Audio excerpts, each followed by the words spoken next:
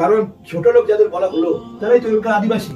যারা এলেন তারা ভদ্রলোক নিজেকে দাবি করে, তারা জ্ঞান বুদ্ধি তাদের বেশি থাকার কারণে তারা করে ফেললেন, তাদের নিচে নামিয়ে দিলেন, দিয়ে নানা রকম কথা বলতে লাগলেন এবং বললেন যে ওদের ছায়া আমাদের গায়ে লাগলেও পাপ, ওদের বাস করতে হবে গ্রামের এক প্রান্তে, শহরের এক প্রান্তে।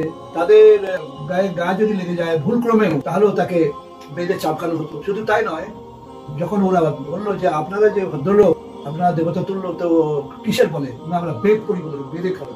তো আমরাও যদি বেদ পড়ি, তোমরা তো ছোট লোক, তোমাদের বেদ পড়ার অধিকার নেই। বেদ যদি তুমি পড়ো শূদ্র হয়ে, তাহলে তোমাকে শাস্তি পেতে হবে।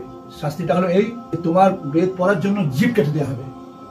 আর যারা শূদ্র হয়ে বেদ শুনবে, তাদের কানে গলন্ত শীষে অর্থাৎ লেড, তাকে গলিয়ে কানে ভরে দেওয়া হবে, দেওয়া হতো এবং মৃত্যু হয়ে যেত। সুতরাং আজ যে হিন্দু মুসলমানের বৈরিতা একটা বড় আকারে দেখা যাচ্ছে, এটা খুব দুঃখের বিষয়।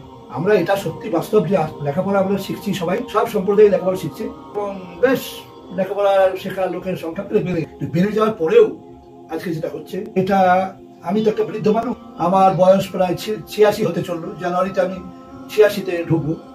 আমি কল্পনা করতে পারছি না যে কিভাবে এটা হতে পারে।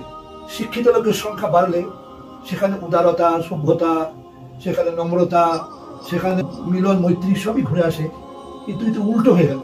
তো এরকম হয়তো নয়। এখানে প্রশ্ন একটা আসতে পারে, সেটা হলো আচ্ছা তাহলে এগুলো কি আপনি সত্যি বলছেন? ছোট লোকদের জিভ কেটে দেওয়া হতো, তাদের কানে শীষে করি ঢেলে দেওয়া হতো, এগুলো কি আপনি বানিয়ে টানিয়ে বলছেন না কোনো ইতিহাসে আছে? তো যারা মনে করেন যে এটা বানানো কথা, তাতে আমি মনে করি যে আমরা ভারতবর্ষে যাদেরকে ঐতিহাসিক বলে স্বীকৃতি দিয়েছি, সরকার স্বীকৃতি দিয়েছে, ইতিহাস